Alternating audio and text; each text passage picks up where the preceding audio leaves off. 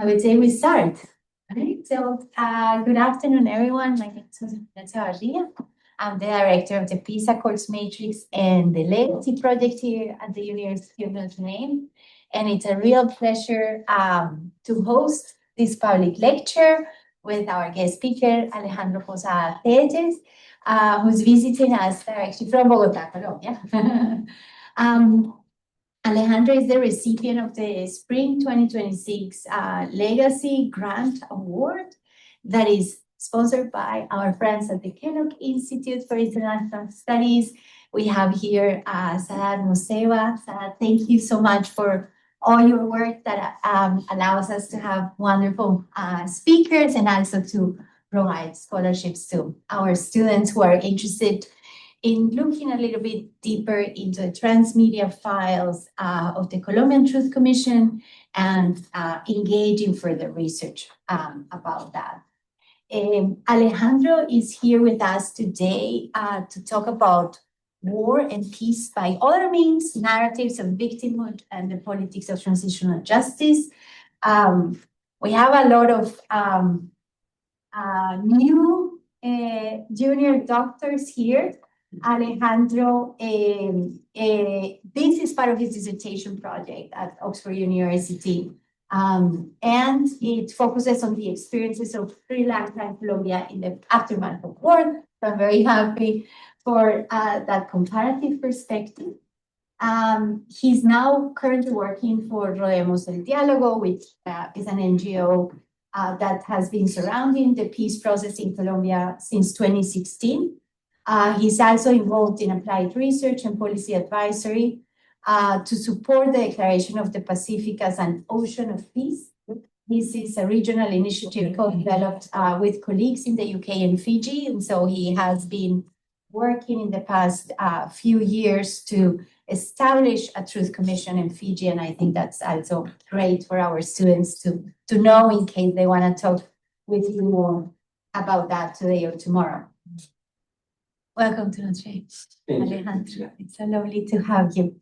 We're going to listen to Alejandro, and then we're going to have 2 rounds of comments. First, by Laura Neftali.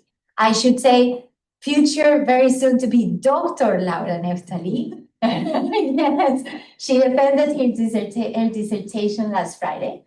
So officially, she's a Ph.D. Candidate here at the University of Notre Dame in political science.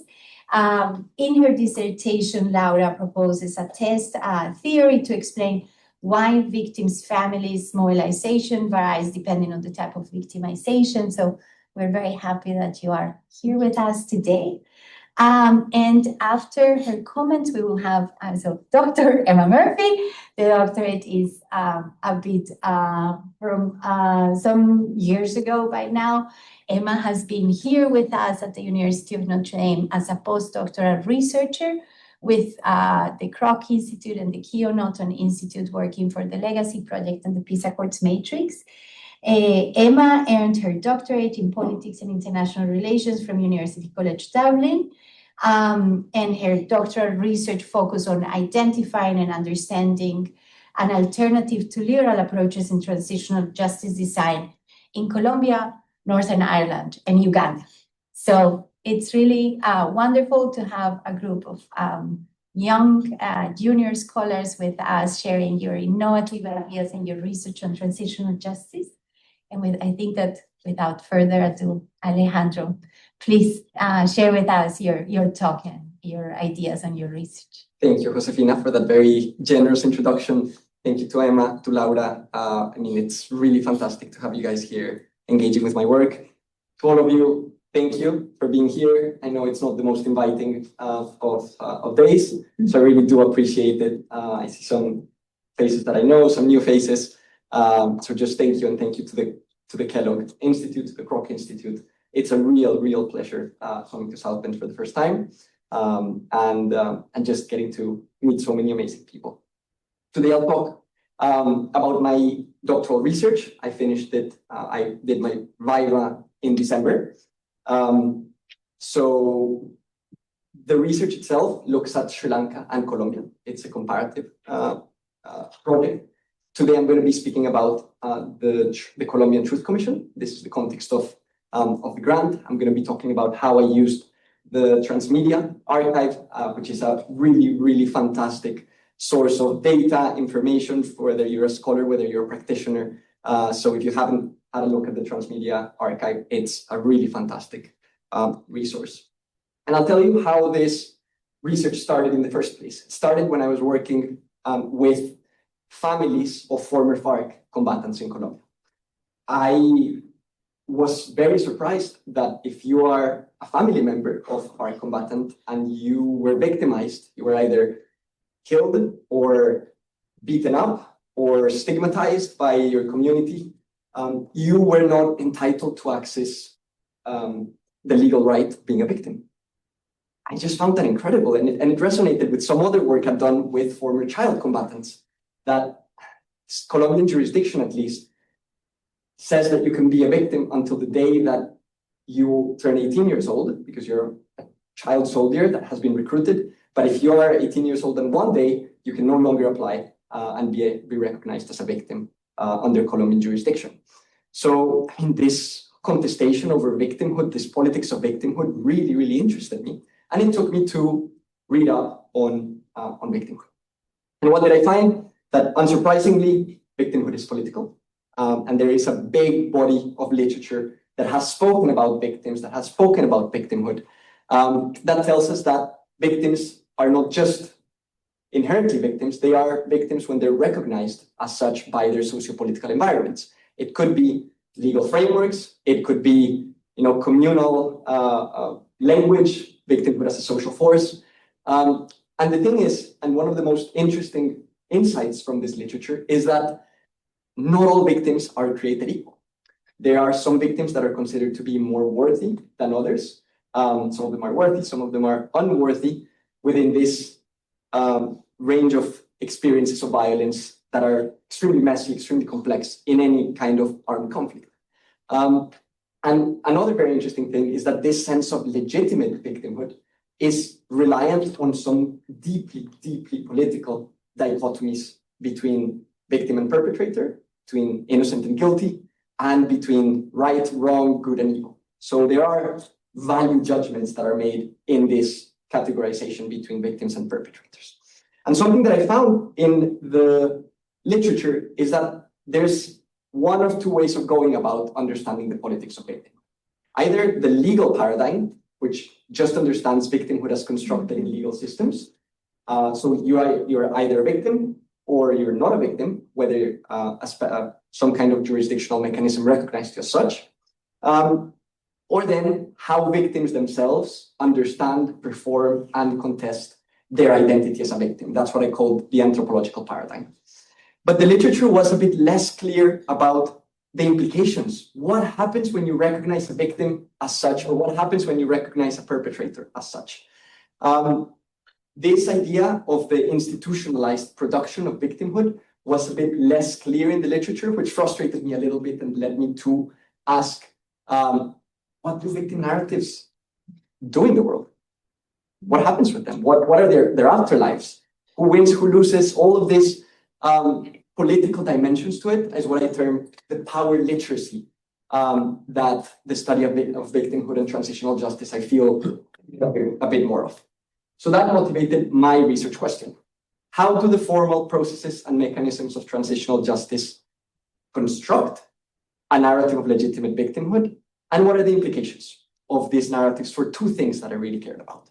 Power relations, so really unpacking the political implications of this, and peace building was what I cared the most about at the end of the day. What's better for victims? What places victims first? What centers victims' priorities and interests and needs first within transitional justice frameworks?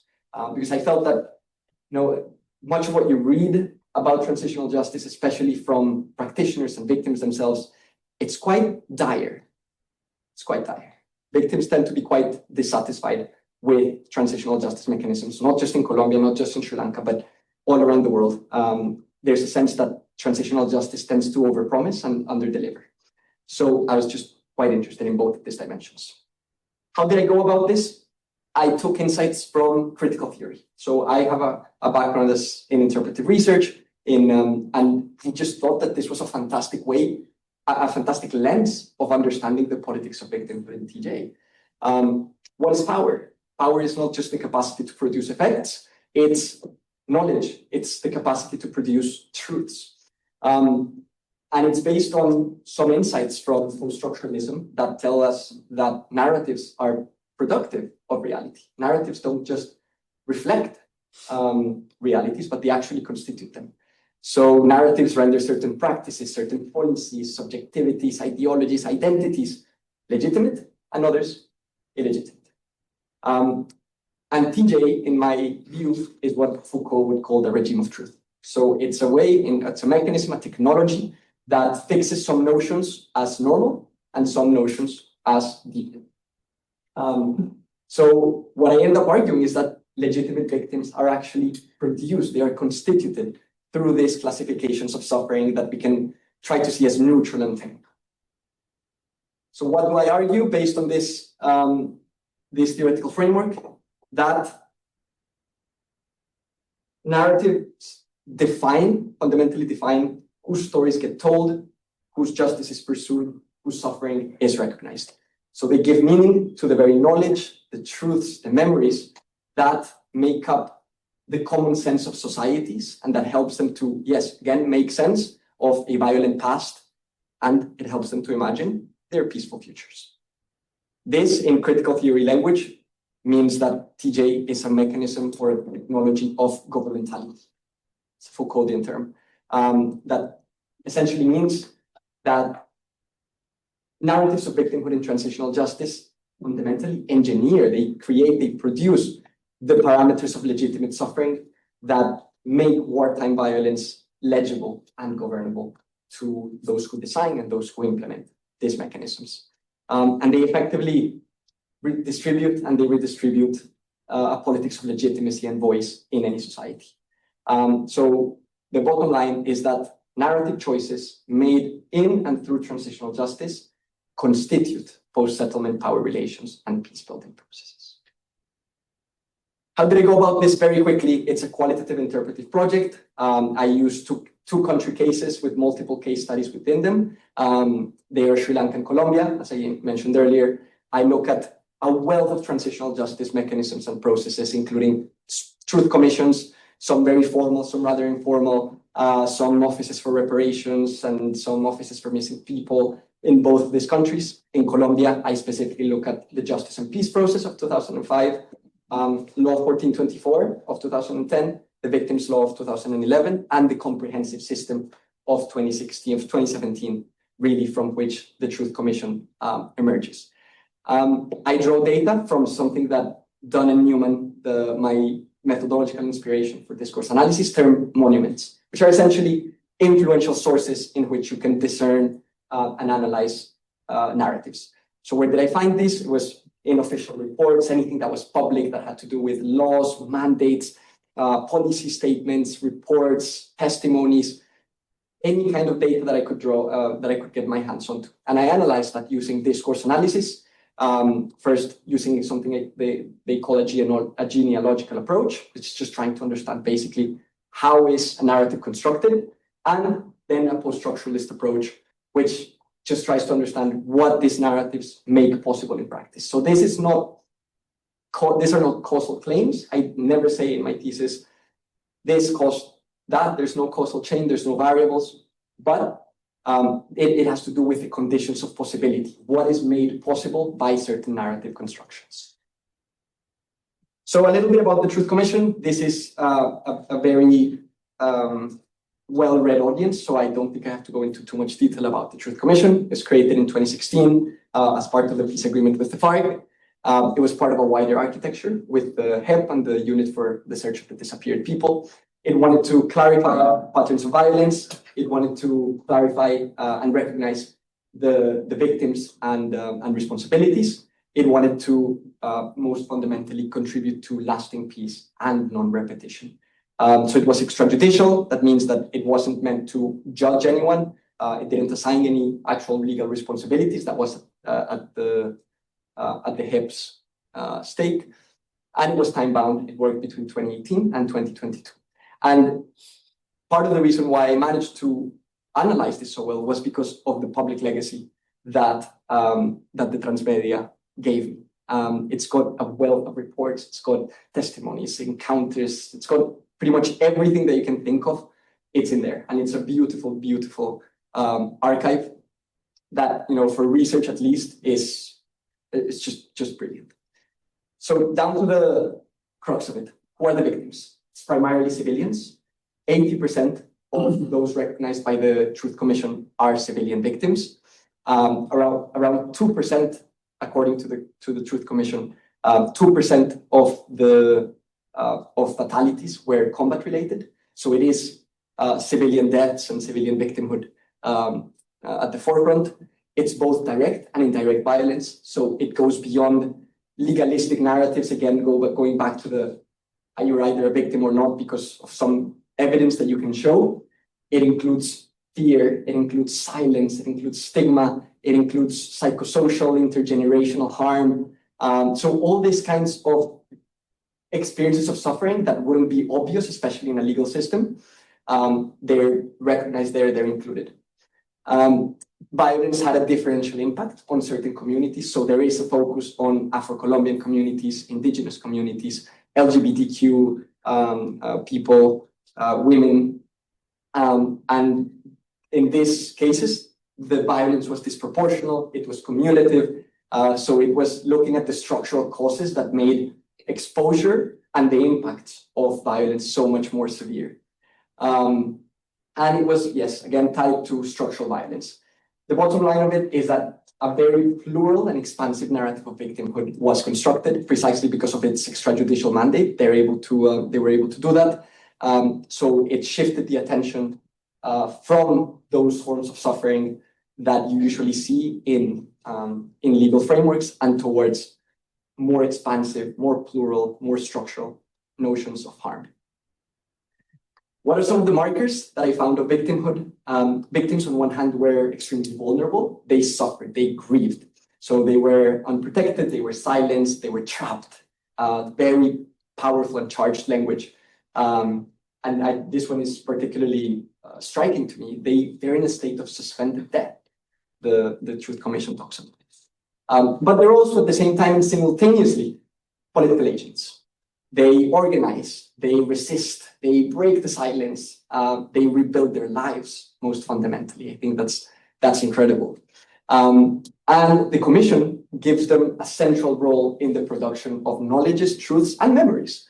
So they are political agents charged and tasked with producing memory for non-repetition. They refuse to forget as the first act of resistance, the Truth Commission tells us. And it's interesting because they are beyond innocence and they are beyond pain. They are the protagonists. They are the central figures of peace building and the construction of a fairer society. So quite a few expectations set on the victims. I love this. This is from the transmedia. I love this illustration. It's a lady called Livia. And Livia, I've got the quote right here. Livia is from the Páramo de Sumapaz. And the accompanying text to this, which I thought was in the slide, says the conflict led her to defend the ecosystem, to empower campesino women, and to build peace for non-repetition. And you can see that the Páramo actually grows out of her, which I think is beautiful, beautiful symbolism. And the transmedia is just full of imagery like this one and language like this that is just wonderful, wonderful to see. So a bit down Emma's line of work. Whose truth was this? So it wasn't one truth. The Truth Commission didn't claim to contain everyone's truth. It built truth as something that was collective, plural, historical, and conflict. So there was not just one truth. This was one part of the truth. And it was interesting because truth is not seen as a medium. It doesn't help us to achieve anything. Sorry, it helps us to achieve something. It's not the end goal. We don't want to reach one truth that settles the debate and closes the public discourse. It actually wants to open it. And it sees truth-seeking as intimately linked with societal repair and societal transformations. So it talks about the need to recognize the wound that we all carry, to mourn together, And that is the first task we have as a society, the Truth Commission says. So it was aimed at transformation, it was aimed at non-repetition. What happens with that very stark distinction between victims and perpetrators? It blurs it completely. And I love this. This is one of my favorite parts of the Commission's work. Many experiences, the Commission tells us, were liminal. They were morally, politically complex. You couldn't just say someone was a victim and someone was a perpetrator of violence. Some victims, it tells us, were also responsible for human rights violations and became involved in the war. So it showed us perpetrators under a whole new light that was so intrinsically intertwined with victimhood. So they could have become involved in the war because of retaliation, because they were channeling anger or hatred, or because they were responding to impunity. The Truth Commission is very clear about the impacts of impunity and systemic impunity in the country. And it recognizes that people responsible for human rights violations could be reintegrated into the socio-political order of Colombia. They could be rehumanized. The acknowledgement of responsibility led to something they term reintegrative shame. So they could perform shame and they could perform forgiveness, and this could help them to reintegrate into society, which in a peace process like the Colombian one, where you had 10,000 people that were given a blanket amnesty at the beginning was I think, very important. And they too were political agents that had a big role to play in reconciliation efforts. So let's talk a little bit about the implications of these narratives for power relations and peace building. So the first thing I want to say is that it put victims first. The Truth Commission really did fulfill its goals of placing the victims at the center of the process of peace building efforts, of the transformation of the country into a more peaceful country. So they were the moral, they were the epistemic protagonists. Again, a lot of this has to do with epistemic politics and epistemic governance. They were the protagonists of post-2016 peace building and tasked with the memory production. The state and society were framed as indebted to them. There was a responsibility that both the state and Colombian society had to fulfill towards its victims. And it delegitimized any kind of narrative that was either denial or minimizing the experiences of victims of the conflict, which we'll see in a moment was quite a big issue. It also, I think, super important, visibilized the experiences and the structural conditions of people who have been historically marginalized. So again, it wasn't just that some people suffered direct violence, but there were some elements that made them more exposed to it and that made the impact of this violence even more severe. So the focus on historically marginalized communities is something that redistributed voice towards them. So it placed the focus on racism, on exclusion, land dispossession, all kind of colonial legacies. They really go back to colonial times to understand why are Colombians killing each other. One of the things that it did is that it challenged the idea that the state can just get away with violence. And this is not something obvious, something that I just cannot take for granted, because before 2016, this was not really a thing. In the first transitional justice experience that I analyzed in Colombia, the 2005 Justice and Peace Law, this was completely silenced because it's under the idea that the state is exceptional, the state has to exercise violence. So if there are any human rights violations, well, sorry, too bad. And what even the Victims Law of 2011, it's very ambiguous about state responsibility. So what the Truth Commission does, alongside the HIP and the Unit for the Search of Disappeared People, is that it challenges this idea that the state is exceptional and the state gets to do whatever it wants. This manifested and materialized in lots of public apologies, in commemorative events, practices by state officials that mainstream state abuses in public and cultural narratives, which is something that I think cannot be understated, even if we think it's a bit obvious. One thing that kind of backfired in the end, and I'll talk a little bit more about that, but which I think the Commission did want to do, was place memory about the conflict and stories of conflict at the very forefront of cultural public narratives in Colombia. So contestation over truth and memory, it became public, it became organized, it became conflictive, much like the mandate of the Truth Commission wanted. In 2022, this was in 2022, right after the final report of the Truth Commission came out. The Democratic Center Party, which was known for its opposition to the peace agreement between Santos and the FARC, they issued something called a Cartilla Alternativa, which is like an alternative booklet. Here's the cover of it. It essentially asks, this is not the truth. Like, what kind of truth is this? In response to the Truth Commission's final report, trying to recenter the military establishment and their experiences of suffering and how they felt like they were being prosecuted by the comprehensive system, both legally and non-legally. Another very important episode here is that in 2022, the only truth commissioner with a military background, Carlos Ospina, he resigned from the HIP right as they were finishing their work, saying, my truth is different to the commission's truth, which was a big blow to the legitimacy of the commission. But again, it's part of this wider discursive economy where there is contestation around truth. And it's precisely what the commission, I think, sought to do. Maybe not with that particular episode in mind, but around that. What about peace building? The commission didn't see one truth, didn't promote a narrative of closure. So what it did is that it framed the reconciliation and peace building as a collective, ongoing process that was fundamentally tied to non-repetition, as I keep on saying. So there was a big rejection of anything that had to do with closure, both epistemic, both narrative. Peace became a project of addressing structural drivers of conflict, which I think is an important thing when talking about transitional justice. Transitional justice doesn't tend to focus on drivers of conflict. So the fact that there was a solid attempt here, at least narratively, to promote peace as a project that was not just about mere recognition or symbolism, that some structural transformations actually had to take place, is quite important.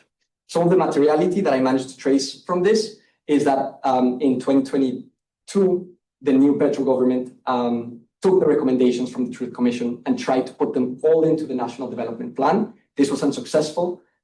He only managed to put 14 of those recommendations into the National Development Plan.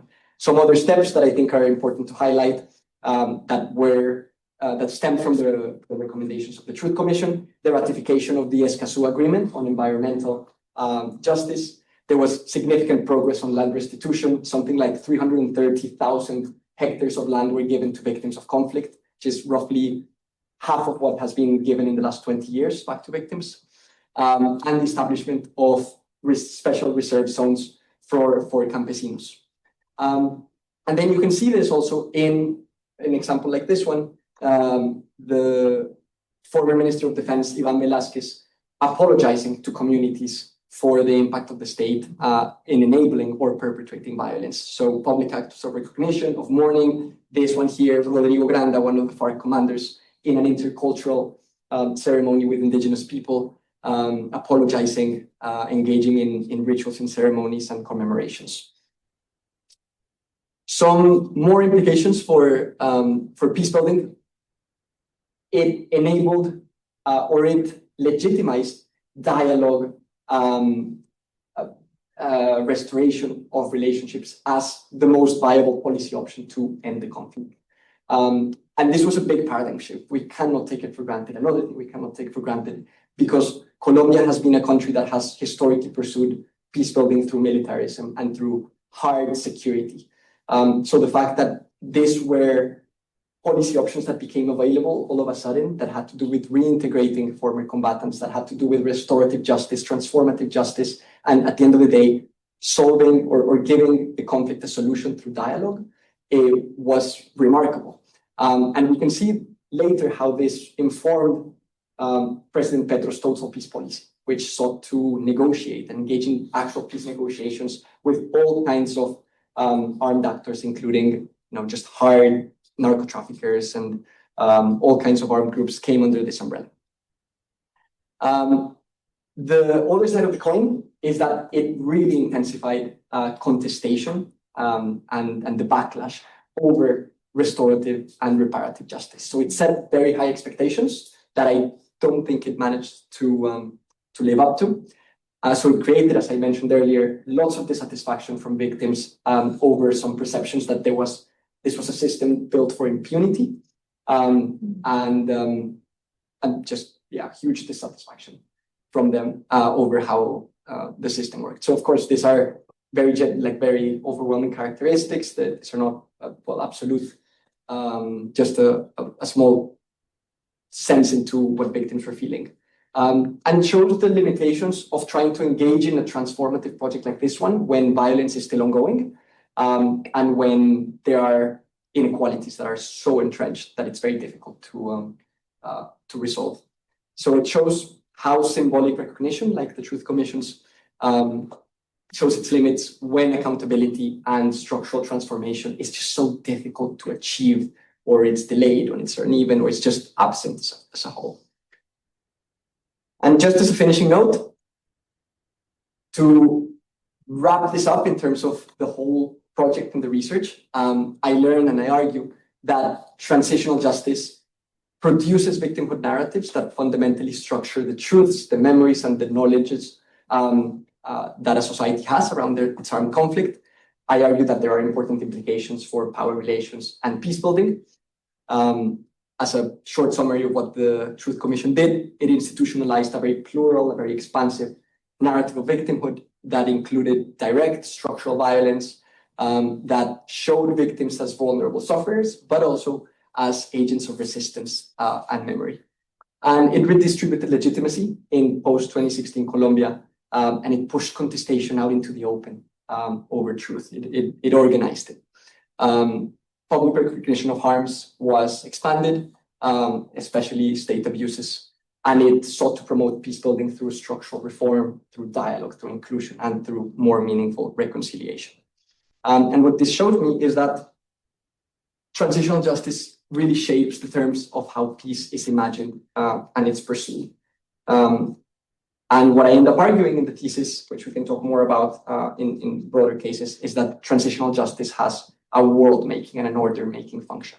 That is just what I really wanted to highlight here. Thank you so much. I really appreciate you all being here. Thank you again to Laura and Emma.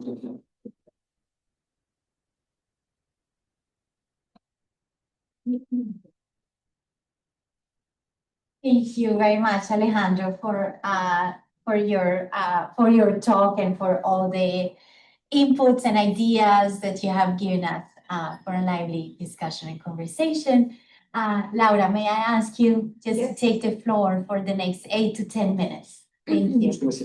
You can, I'll help you put that away and you can see that. So we can.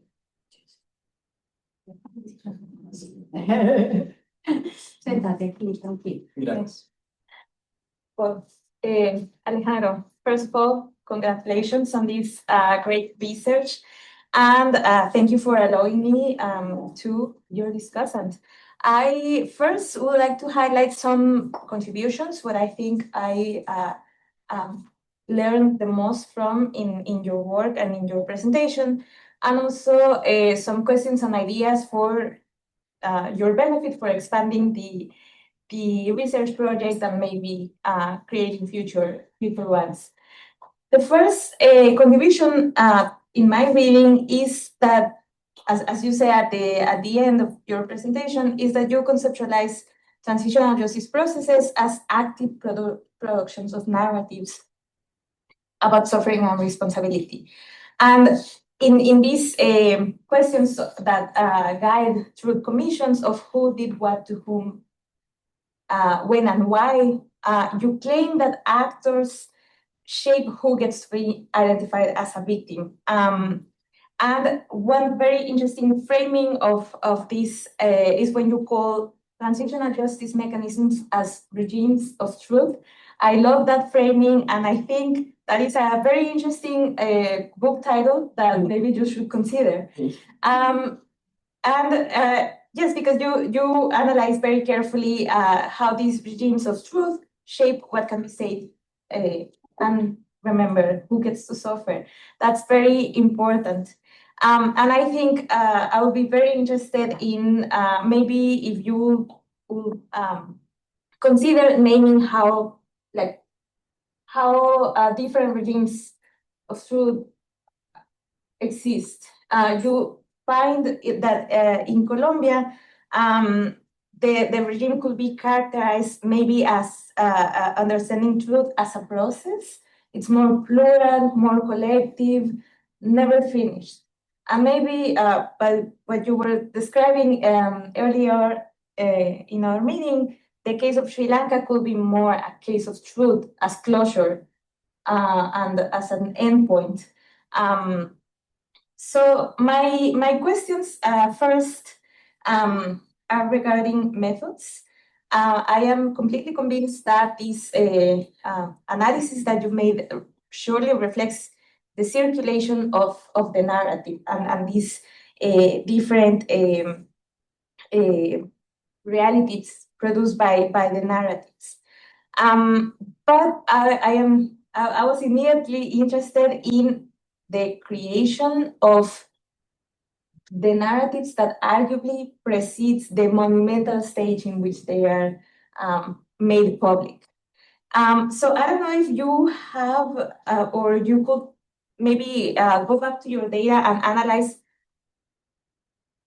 your data by the level of publicness. I understand that you have access to maybe more private meetings or maybe more public discourses, because I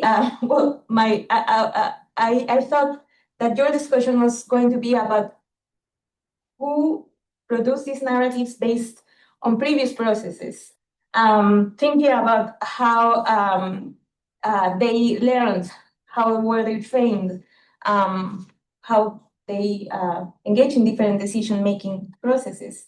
And you talk about an engineering. So I was hoping to see more about the agency of the actors.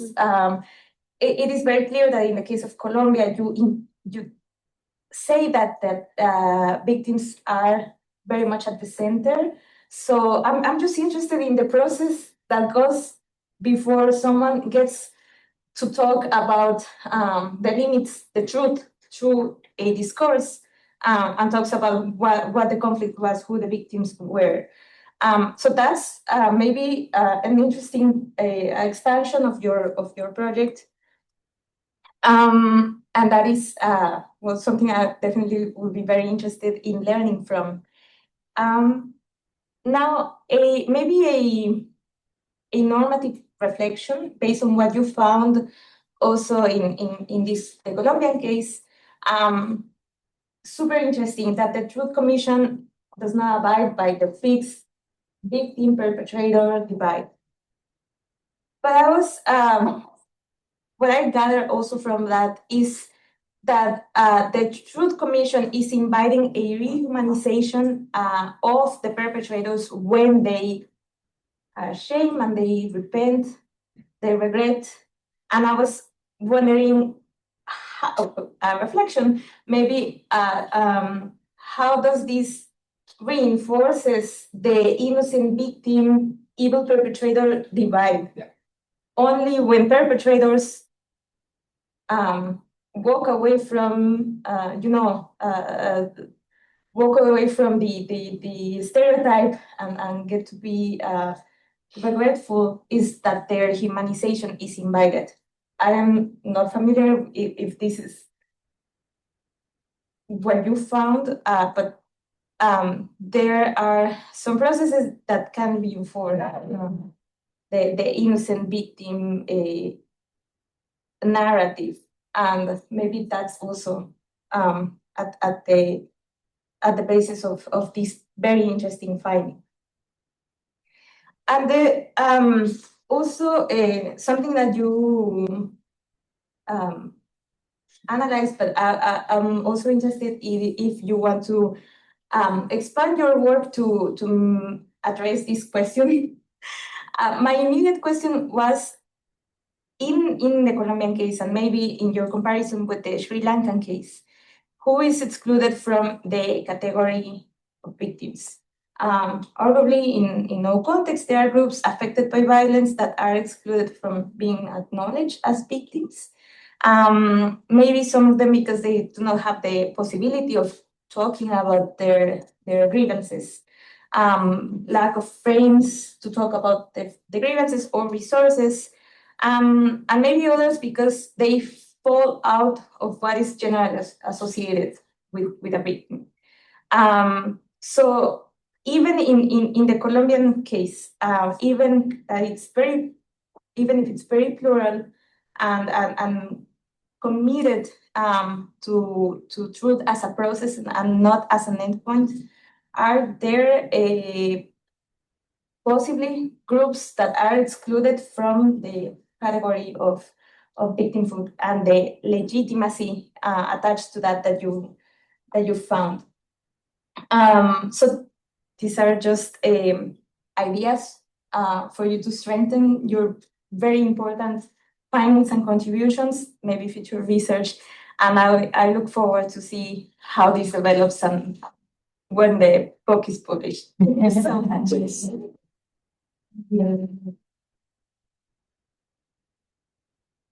you very much. Emma, may I ask you to share with us your thoughts? Yes, absolutely. Thank you so much, Alejandro, for a really interesting presentation. I'm always happy to have an opportunity to engage with discussions about the Truth Commission, but particularly when there's so much overlap with sort of where I'm coming from, this discourse analytic perspective, maybe some post-structuralism thrown in. And I think we overlap to the point where we both include Libya in our presentation. So of all the materials on the transmedia, all the thousands of images, we both have Libya. I thought that was Yeah, no. no. I have. Okay,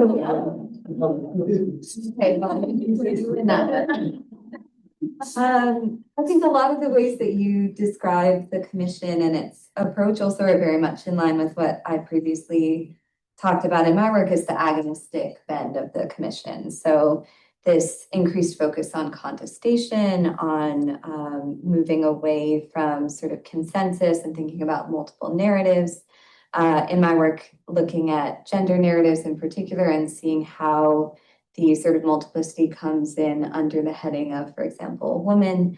And so I think this is definitely an interesting shift within transitional justice, and I'm glad to see that echoed in your analysis of the commission. And one of the other notable shifts in transitional justice scholarship and practice, I think, has been this increased focus on victims. So we've seen a bit more of a move away from that really retributive legalistic root of very early transitional justice. And now we have much more diverse strategies for engaging with this legacy of past violence and repression, and an idea that it should be really centering victims and thinking about their narratives rather than trying to understand how to deal with individual prosecutors. So in some senses, I think this is a very welcome development. The focus on different actors and those affected by violence draws our attention away from punishment and instead towards thinking about some of these more structural issues that you highlight. But when we talk about this victim's turn, I think there are also a lot of nuanced ways to engage with that. And it's never as simple as just adding in more victims or centering victims' voices, because the universe of victims emerging from a conflict is so difficult to delineate. And it's made up of, as you mentioned, all of these different contesting voices, narratives, and desires. And we know from the work of scholars like Cheryl Lawther that decisions about who is recognized as a victim are important because of the political currency that comes along with some of those decisions. So having that label of victim can grant people certain forms of assistance and sympathy that maybe others won't receive. This recognition of victims is also important in thinking about not just the legitimacy of the victims themselves and being granted that legitimacy through the victim label, but also the legitimacy it grants to the groups and parties that they're a part of. So if we think about recognizing FARC victims who may have been victims of government crimes, for example, that confers some degree of legitimacy to the FARC as a political actor and adversary. In the case of Northern Ireland, which is another case that I look a lot at, recognizing victims of violence on the Republican side, who were victims of state violence as well, was also important because it helps to justify the narrative of violence for them as the only possible path in dealing with an oppressive and unjust state. So in this context of Colombia, I think it's a really critical point to explore this understanding of victimhood. And I think this is why your work is so important. These narratives don't just reflect, as you say, but actively construct ideas of victimhood and the realities that individuals, groups, and societies are living. I think your work really shows how transitional justice contributes to this process and illustrates the effects these decisions have on shaping truth and power relations. And so my first question for you, I think, is very close to a point that Laura made about agency. And I'd love to know more about sort of this directionality involved in the construction of legitimate victims. I wonder if you could say a bit more about the process of institutionalization and the agency involved in that construction of definitions of legitimate victims within transitional justice mechanisms. And I was particularly curious about this in the case of the Colombian Truth Commission because of the really active role that civil society actors have played in really shaping the commission itself. So not just taking part in an institution that was pre-existing, but in really contributing to what that mechanism looked like. So maybe a bit more of a discussion of that agency. I'd love to hear your thoughts on that. Who do you see as some of these key actors involved in shaping these definitions of legitimate victimhood? And then I was also curious about the interaction between different groups labeled as victims or different victims themselves. I think sometimes we assume that gatekeeping over victimhood status is something that only the state does, and that really downplays a lot of the contestation between victims themselves about who counts as a victim, right? There are a lot of victims who would take issue with certain individuals also sharing that label. So I wondered if you could share a little bit about how you see this contestation between victims taking shape in the arenas created by the commission.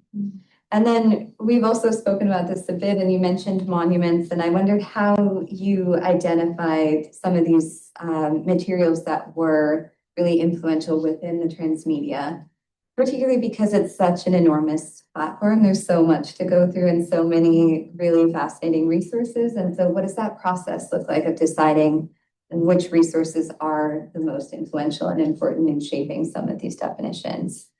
I also wanted to know a little bit about the interplay between different institutions here. So I know we're focused on the Truth Commission because that's a major focal point of the grant, but I know you've also looked at, as you mentioned, the victims law, the HEP, the UBPD, and I wondered if you could say a little bit about how the sort of legal definition set out by the victims law plays out in different mechanisms. To what extent are the other institutions able to shape and sort of use that in a bit more of a fluid way? And how do you see that differing between the different institutions? And then one final point that we talked a little bit about and wasn't so much a focal point of the presentation, but that I think stems from this discussion, is this question of the ability of transitional justice to really shape and transform power relations between groups. There's maybe some skepticism both on your part and on my part of the ability to do that really extensively. I think I would hope that there is some possibility of it. And what I've argued in this sort of defining of the agonistic elements of the Truth Commission and other transitional justice mechanisms is that this renegotiation of identity and power through contestation is possible within these TJ arenas. But I would be curious to know your thoughts a little bit more about the possibilities for this transformation and maybe some of the limitations that you see.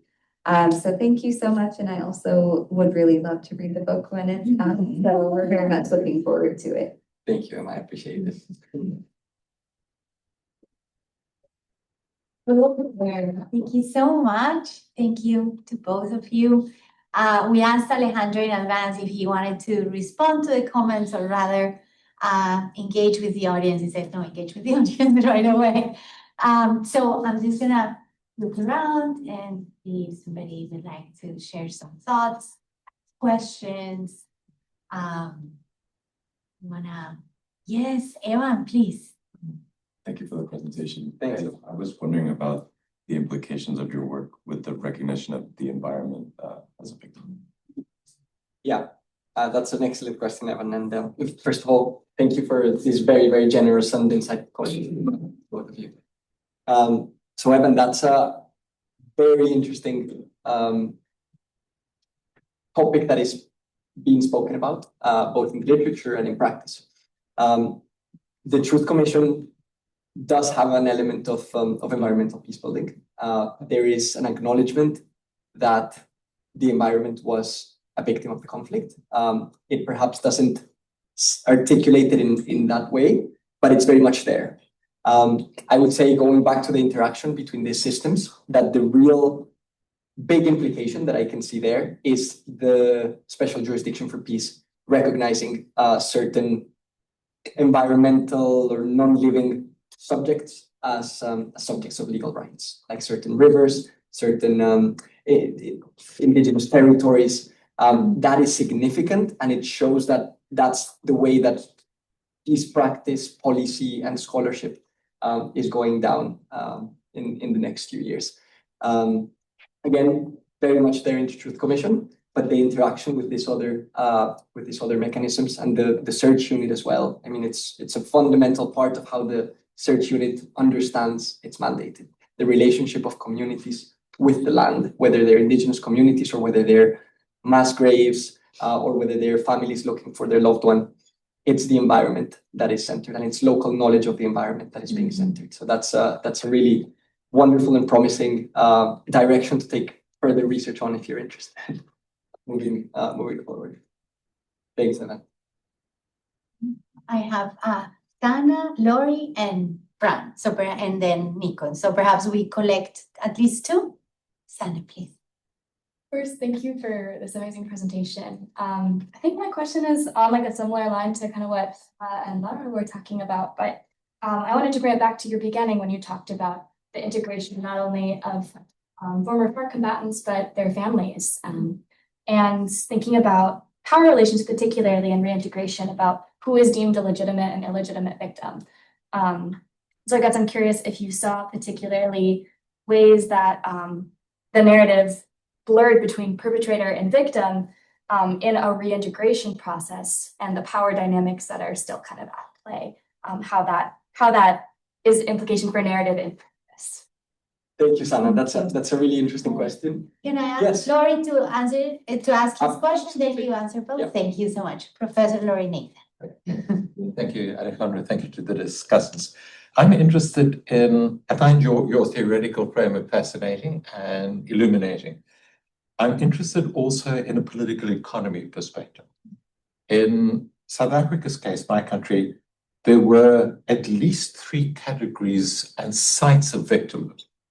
Our Truth Commission focused on the category of victim who was the individual tortured or the family of those that were killed by security police, etc. A second category were communities, overwhelmingly Black and working class, that were not the subject of the focus of our Truth Commission, but were instead addressed as victims in terms of government policy and legislation once a new government was elected. But thirdly, and this is where I want to take it to Colombia, the third category were the elites, who were simultaneously elites and victims, and more specifically, this is the liberation movement that becomes the ruling party. And it will not describe itself, the ANC, as victims, but in effect, it's playing that game because it's demanding, because it holds political power, access to economic power. And it's demanding access to economic power through law, through pressure, through policy, on the grounds that the Black elite was excluded from being able to earn great livelihoods under apartheid. So you have this ambiguous, we are not victims, we're the liberation movement, but we were victims of apartheid, therefore we want access to wealth. And arguably that happens at the expense of impoverished Black communities. So from a political economy perspective and your interest in power, it's a very troubling situation in South Africa, and the Truth Commission was fairly marginal. Are there any analogies from what I'm saying with Colombia, and how does FARC itself factor into your understanding of victims, identification of victims, and contestation of who was and who wasn't a victim? Two fantastic questions. Back to Sana. And back to your point earlier, Laura, about some of these narratives still reinforcing this idea that there are some performances that are expected from victims and for perpetrators. One of the key issues that I deal with in my broader thesis is transitional justice as state building, as a way of disciplining certain behaviors and certain conducts by both victims and perpetrators. So, for instance, in the case of the HIP, there is a script that has been written for victims in terms of how they ought to participate in proceedings, the kinds of things they're allowed to say to their victimizers or not. It's a script and it's artificial. And I'm a big fan and defender of the HIP, but this boxes people into a particular performance, and their performances are assessed against restorative, reparative objectives. I understand there is a mandate, there is an objective that we're trying to fulfill here, but perhaps it's a little bit too stringent and it's a little bit too performative and superficial. The case of the Truth Commission, where it tries to open up this Pandora's box of the innocent and the guilty, and it tries to say, well, everyone, had a reason for going to war. Some victims were also perpetrators were also victims. But then expecting people to be rehumanized and to be part of this reintegrative shame. I love the language. I think it's really powerful. It sets expectations. Once again, you can be rehumanized and you can be reintegrated into society as long as. And I think that's significant. That's something we cannot overlook, even with all this symbolic, beautiful, restorative language that is used, that just tries to bring everyone together. It just shows us that hierarchies of victimhood are inevitable in any society. And it goes back to some of the things that both Laura and Emma talked about, of hierarchies between victims themselves. Some victims believe they're more deserving than others. And I've seen that contestation play out in my own work. Some victims that say, oh, well, you only had a family member murdered. I had 5 of them, so I deserve more than you do. More whatever it is, more attention, more empathy, more resources. A lot of what victims end up articulating in a country like Colombia has to do with economic reparations. They're really keen to be economically reparated. Many of them are very poor. It's their incentive to participate in these frameworks. Again, I can't speak for everyone, but it's a common thread. And that creates competitive dynamics that I think are quite negative and hamper peacefully. Back to Lori, that's such an interesting case, the liberation movement. One of the things that I found in my own work in Colombia is that members of the military, they don't like, people who have held up arms for the state, they don't like to be called victims. They're heroes. They don't like the victim label, especially if they're men. In a country like Colombia, victimhood is heavily associated with gender. It's a gendered issue. So I do think that the comprehensive system at least widened this to see violence as systemic and victimhood as structural. So many people did come forward and say, oh yeah, I experienced this.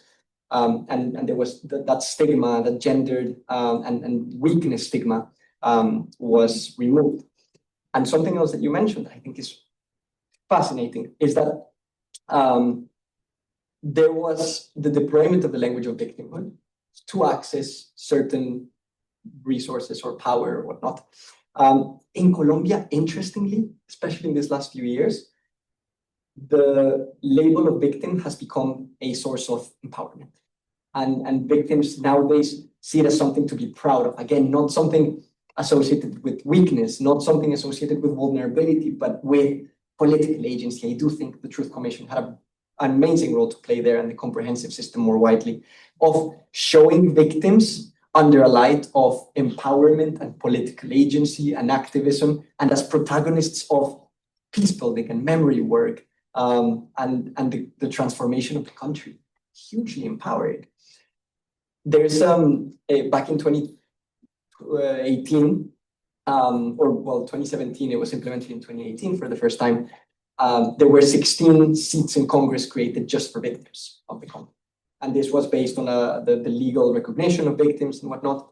But this shows that there has been a reckoning with, and this was for 2 electoral periods, a reckoning with victims as political subjects that need to be more active in their own local communities, building and formulating policy, supporting the government, part of transitional justice roundtables, victims committees, and Congress even.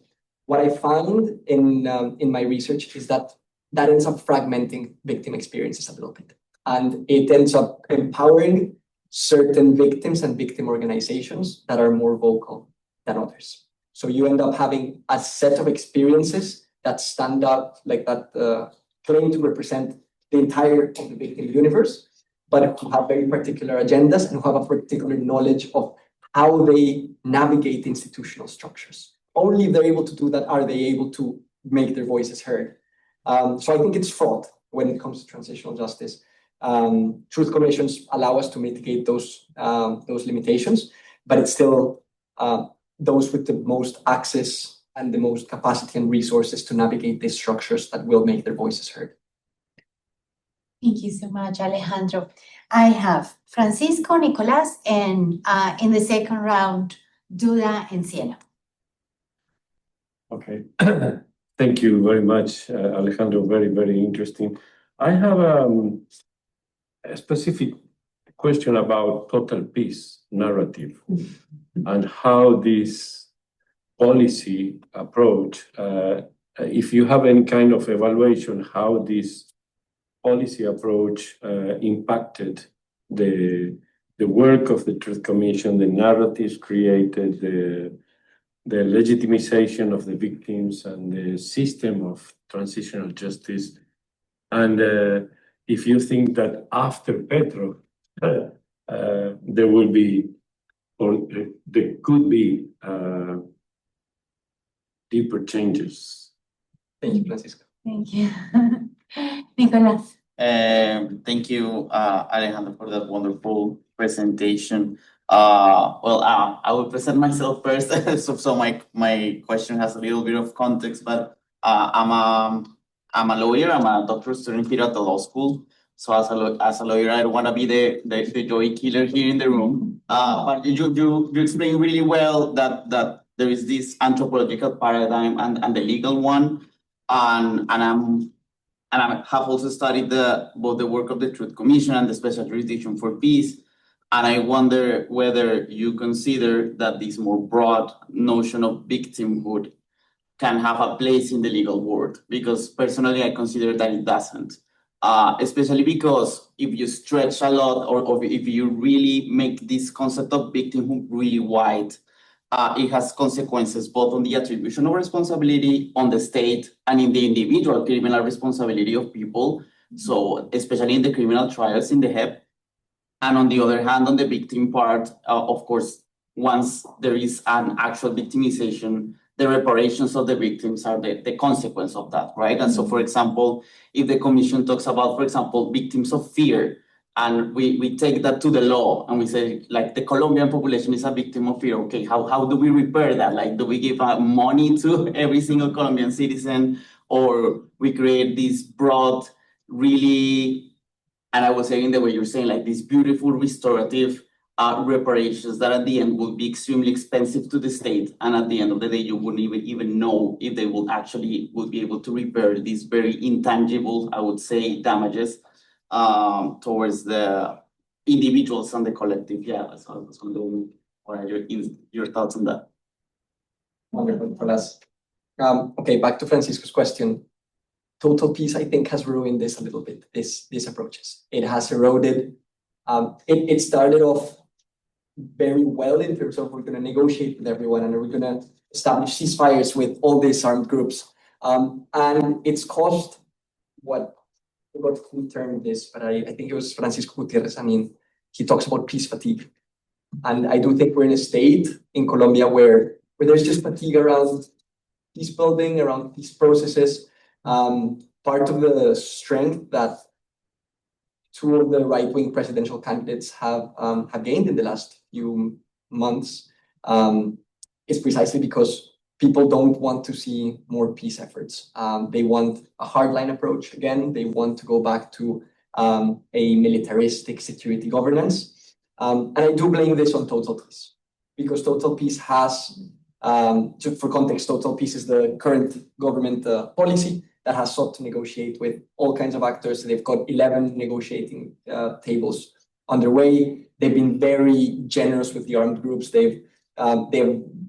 Some of the leaders of the armed groups have been arrested and then let out free because they're historias de paz. They call them like peace representatives or so.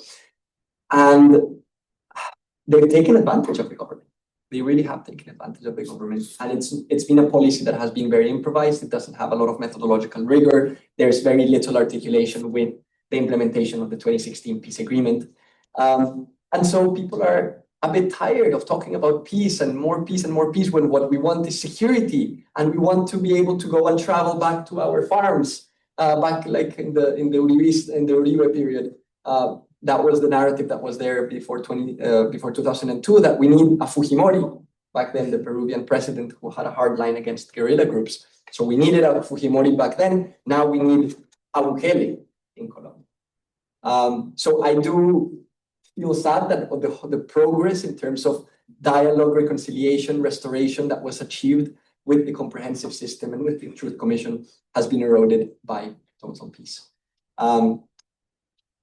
Back to Nicolas, I do think that I love this because it's a constant give and take between political scientists and lawyers. That's what daily transitional justice work is about. And I mean, I'm sure this is your daily life, Josefina, and anyone working in transitional justice.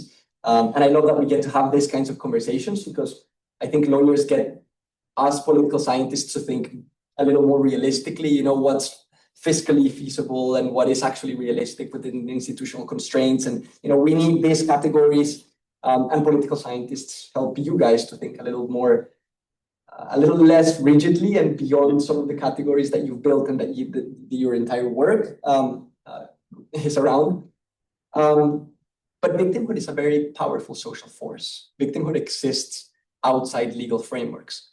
Victimhood exists in communities, as we were talking earlier, in terms of how people define and understand themselves. Many people in Colombia, they don't need legal recognition. There are incentives for legal recognition as victims, but they don't necessarily need that to perform their or contest, negotiate their status as victims.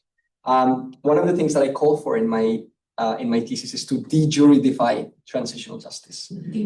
De-juridify. So take it out of its jurisdictional origins.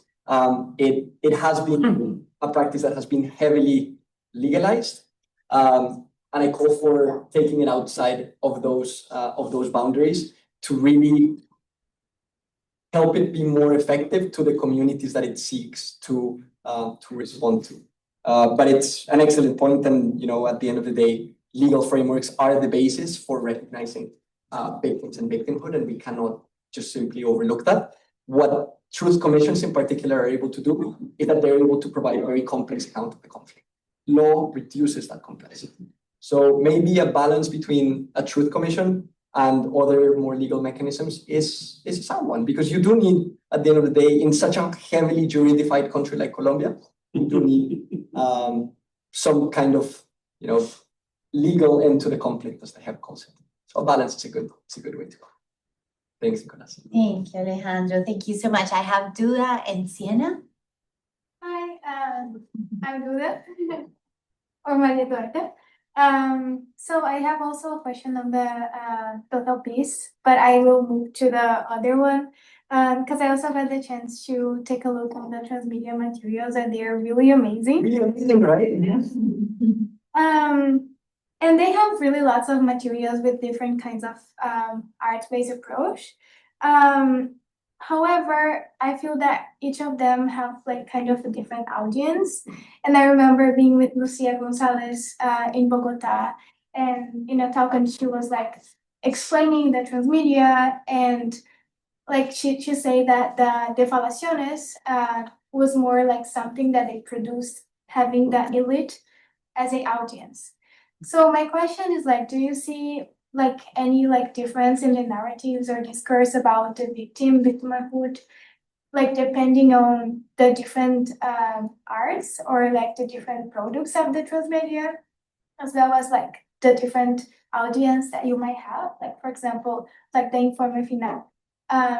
Although like it's for like everyone that wants to see that, I think it's more like for researchers. Because I don't think that like everyone or like people will read everything. But the researchers we will do it. And also like I feel at least I feel different things and I had like different understandings of the conflict. I think that was the main goal, according to like each of the transmedia martyrs. So I just wanted to hear your perspective. So what's the last question? I didn't get the question. Oh yeah, it's about like how if you see like any differences on like the discourses and narratives about victims depending on the audience and the material of the transmedia. That was the first question. And the second one? No. Oh, that wasn't the question. Okay, awesome. She's saying, what is your perspective? Yeah. Sienna, please. Thank you so much Sienna. for a really interesting presentation. I was wondering if you could speak a little bit about how in Colombia, as a country that is still in wide swaths of the country facing criminal control by criminal organizations, where they're exercising to varying degrees like forms of criminal governance, to varying degrees in collaboration with the state, and like the, in local government, how that shapes victimhood, or what possibilities are available to victims in terms of their organizing, in terms of their narrative building, and kind of how you think how criminal groups also might be co-opting, if they are co-opting or kind of shaping these the space that victims have organized and won for their own purposes. That makes sense. Yeah. Two very, very interesting questions. Again, Maria Eduarda, on the audience, well, when you have a written document, you're already excluding a not insignificant part of Colombia's population. So I think the transmedia was an exercise in trying to make the final report and the findings and everything that came with the Truth Commission's work accessible. So there's a wealth of podcasts, there's a wealth of artistic work, as you mentioned, trying to diversify the audiences. The issue is that, again, for much of it, you would need either a laptop or a computer, probably internet access. The way the Truth Commission tried to go about this limitation was by going to certain territories and doing pedagogy work. They had very little resources for it in a country as big as Colombia, going and doing, pedagogy about the peace process and distributing certain resources or certain images. You need a lot of money and time, and they didn't really have that. So they did some efforts, and with what they were able to do, but it's still a huge limitation. I'm not sure I agree that the final report is for researchers only. I think there is a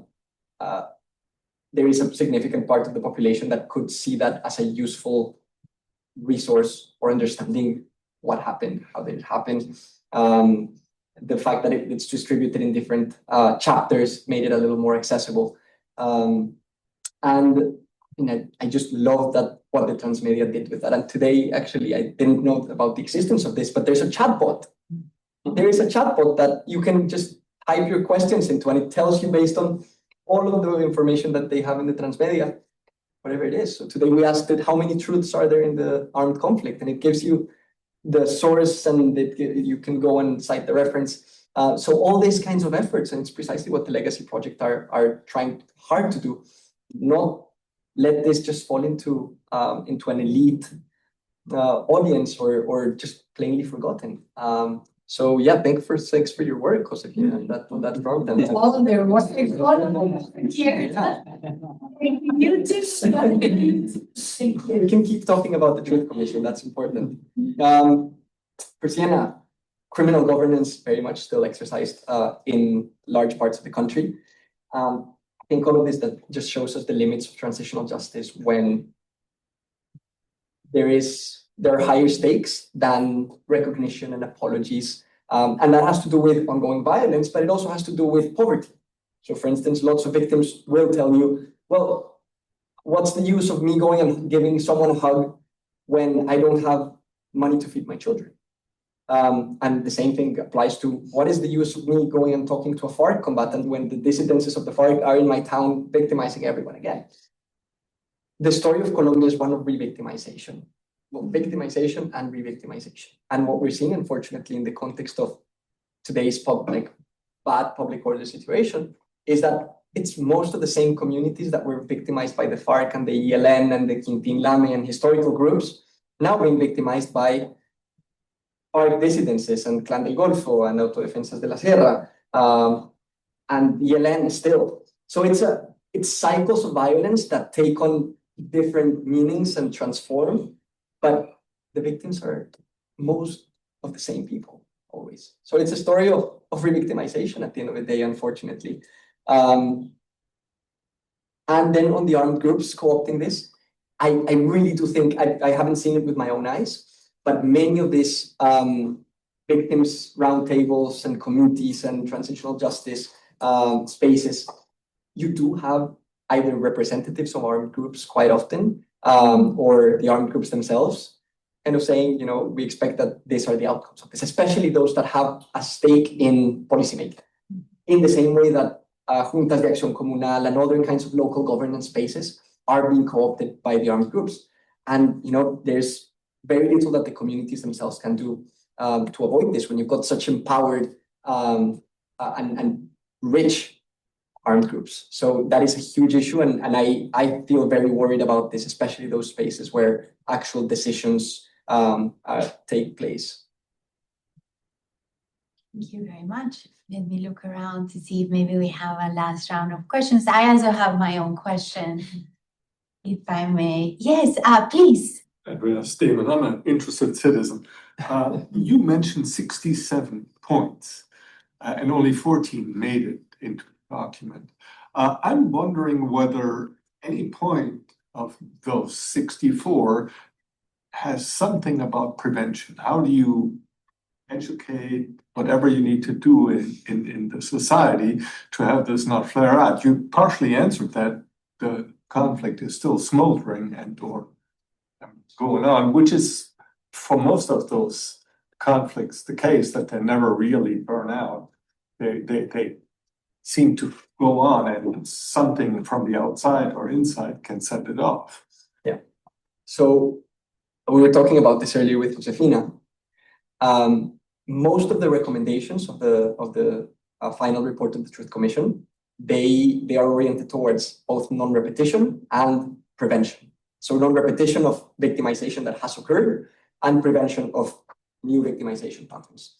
And they're quite broad usually. So they will say something like, we need to end corruption, or in mitigating inequalities, mitigating grievances, end corruption. Come up with a new security and drug policy that puts people first. So very, very broad and difficult to implement recommendations. Some of the ones that went into the National Development Plan were some of the ones that were perhaps low-hanging fruit, and then others that were just so difficult to operationalize in the current context. But pretty much all of the recommendations are geared towards prevention or non-repetition.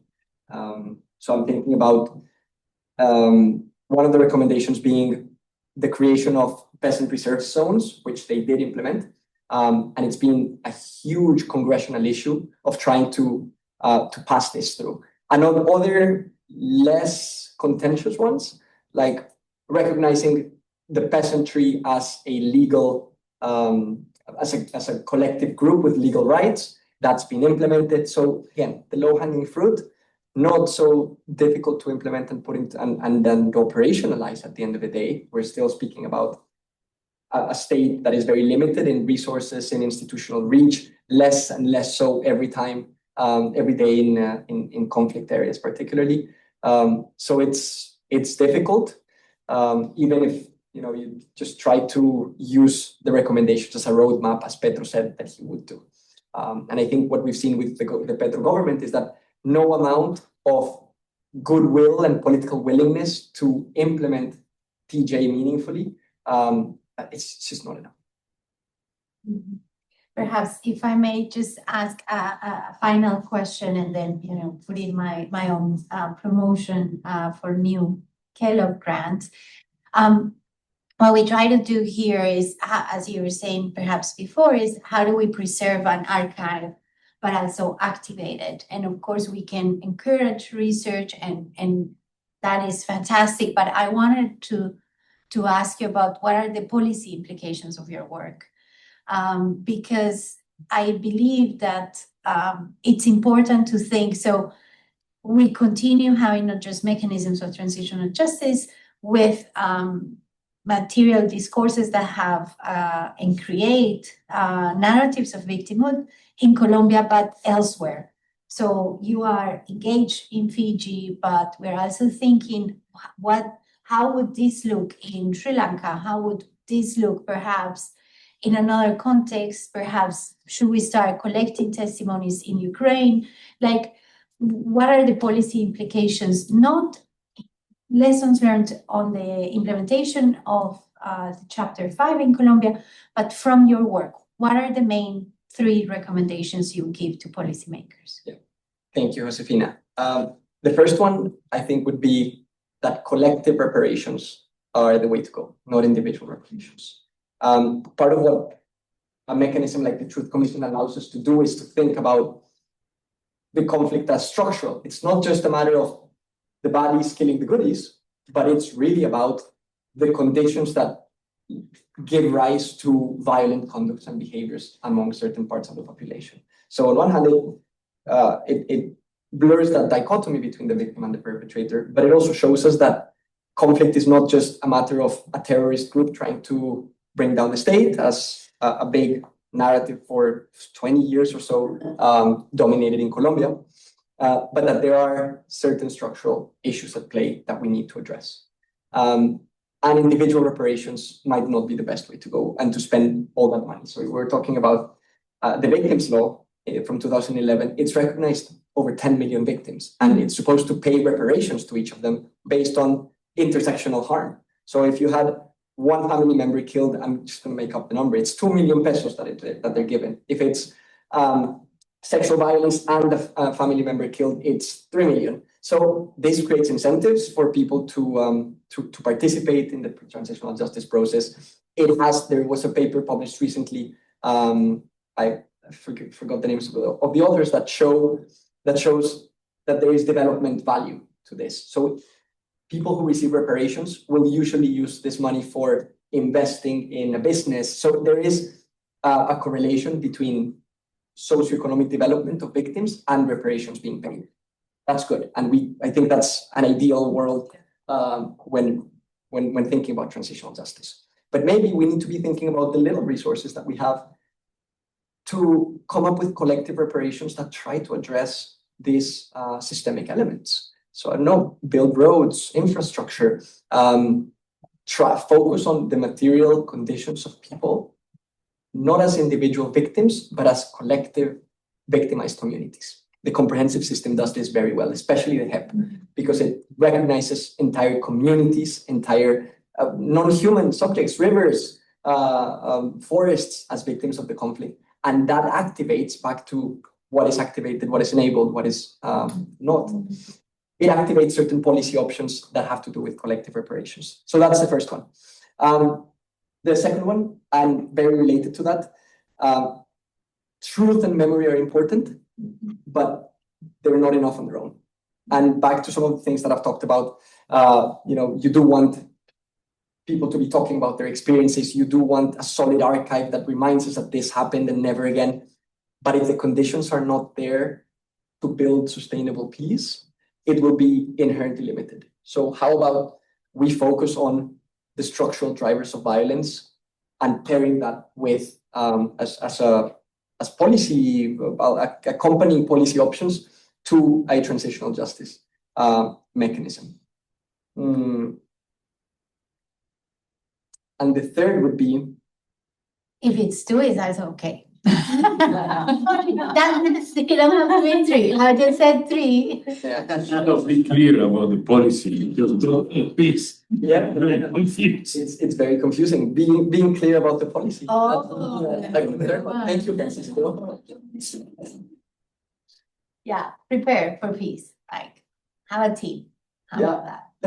That's it. I like That's a good one. All right. Thank you. Please join me in congratulating Alejandro.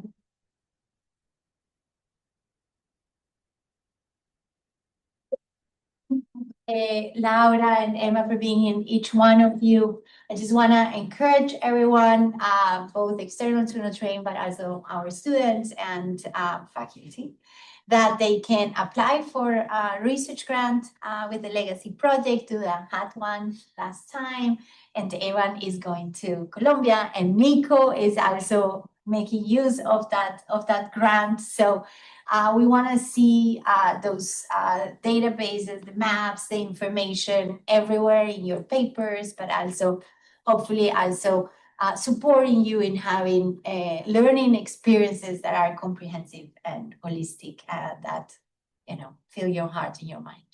Well done, Josefina. Thank you so much. Thank you.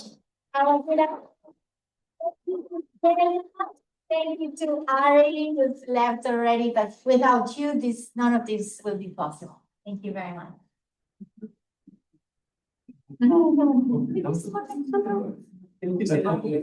heard that you can. I love it.